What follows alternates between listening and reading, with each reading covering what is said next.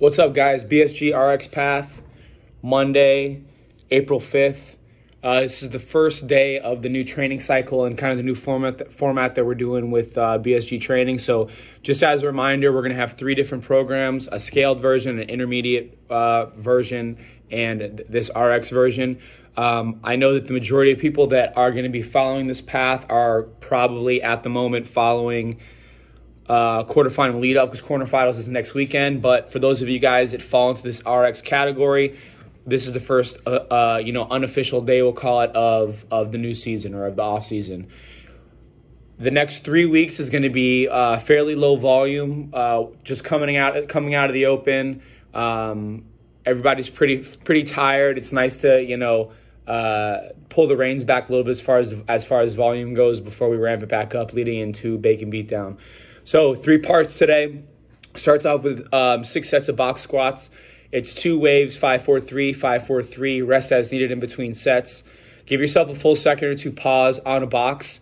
Just about everybody should be using a 20-inch box on this. So remember, when we're doing box squats, we're gonna start we're gonna initiate our squat with our feet a little bit wider than we normally would, so a little bit wider than shoulder width apart.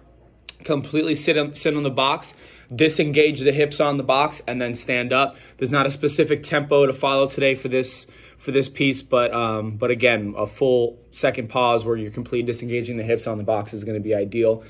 Begin loading at 85% of your 1 rep max back squat. There's going to be a lot of time to build on this.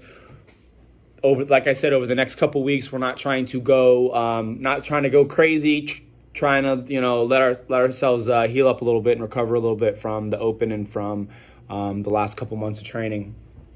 Conditioning for today is a 12-minute AMRAP, 10 burpees, 15 push-ups. They do not have to be hand release, and 20 kettlebell swings all the way overhead, 53 pounds for guys, 35 pounds for ladies.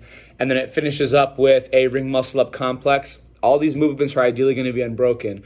2 toes through rings, keeping in mind that when we're doing the toes through rings, when we're in the backswing, feet are together, toes are pointed, and then we're actually getting the toes through the plane of the rings at the top.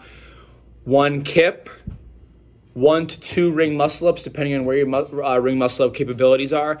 And then after your second ring muscle up, or after your last ring muscle up, I should say, a 10-second external rotated hold on top of the rings. So after we dip out of the last one, we're actually going to rotate the palms. Can't see my hands, but we're actually going to rotate the palms out a little bit. It doesn't have to be quite as extreme as that, but hold that position in a good pike. So feet together, toes pointed before coming down for the complex. Rest as needed between complexes, times 6 to 10 total reps. It's not the most challenging thing in the world. We're just trying to get some good body positioning in the rings and just build some volume back up that we will continue with over the next couple weeks. See you guys tomorrow.